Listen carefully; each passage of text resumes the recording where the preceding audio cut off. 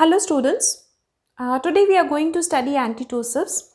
Now antitussives are cough suppressants and very important to note that these are indicated in dry cough. They are indicated in non-productive cough where no excessive respiratory secretions are produced, where no sputum is produced. Now let's first talk about physiology of cough in brief. Now, cough, as we all know, is a sudden rapid expulsion of air from the lungs.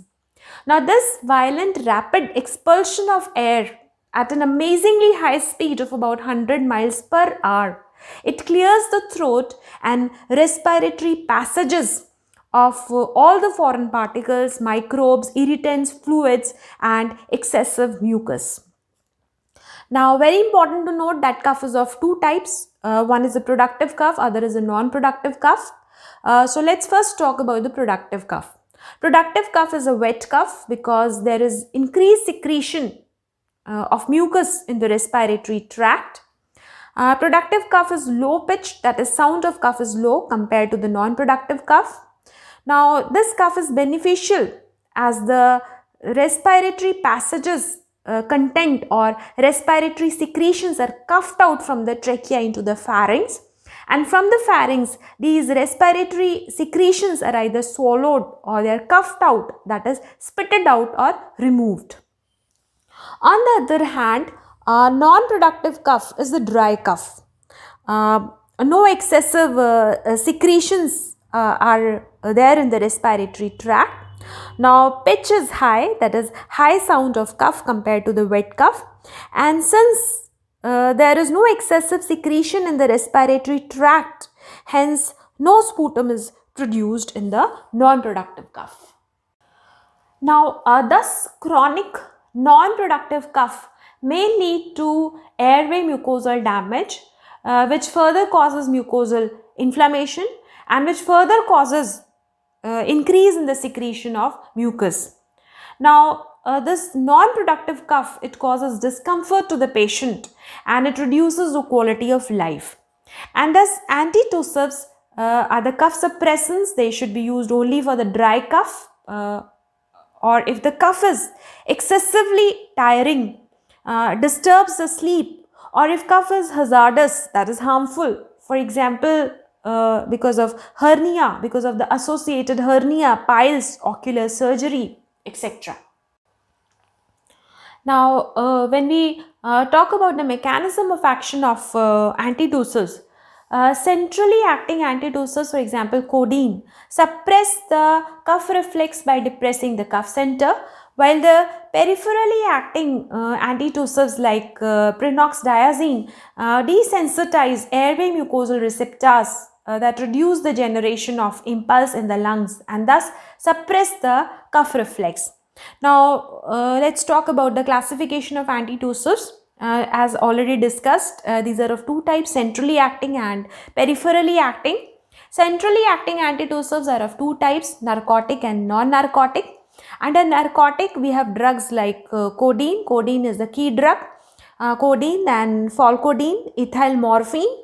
Under the non-narcotic, the key non-narcotic antitussive is the dextromethorphan. We have noscapine, then clofidinol. Under the peripherally acting antitussives, the drug is prinoxidazine. Now, let's discuss centrally acting antitussives. As already discussed, these drugs suppress cough reflex by depressing the cough center, and these are of two types, narcotic and non-narcotic. Now, codeine is the key narcotic antitussive. It is an opium alkaloid and it is a partial agonist of mu opioid receptors located in nucleus tractus solitarius, and thus it depresses cough center, thereby reducing responsiveness of cough center to sensory afferent vagus nerve, and it also exerts analgesic effect on sensory nerve endings in respiratory mucosa.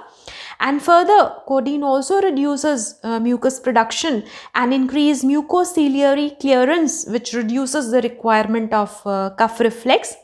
It suppresses cough for about 6 hours.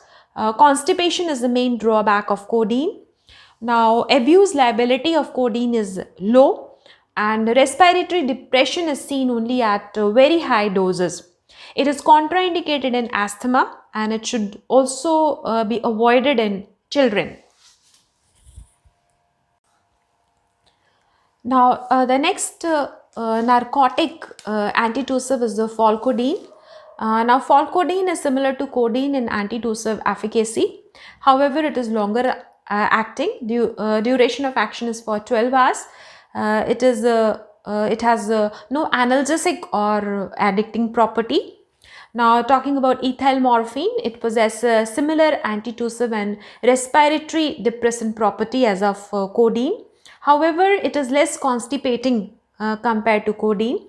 Now, talking about the non-narcotic antitussives, the key antitussive is the dextromethorphan. Synthetic D-isomer of dextromethorphan is antitussive. Antitussive action is equivalent to that of codeine. Onset of action is within 15 to 30 minutes, and duration of action of dextromethorphan is 3 to 6 hours. It can produce dizziness, nausea, drowsiness. It can also cause hallucinations and ataxia at high doses. Another important non-narcotic antitussive is the noscapine. It is equipotent. It shows equipotent antitussive effect as that of codeine. No narcotic analgesic or dependence properties exhibited by noscapine. However, important to note that noscapine can release histamine, which causes bronchoconstriction, and therefore it should not be administered in asthmatic patients. And occasionally, noscapine produces headache and nausea. So, this is in brief about antitussives, and please note that this video is meant only for educational purpose. And if you find the video helpful, kindly like, subscribe and share this video. You can ask your questions by writing in the comment section. Thanks for watching the video.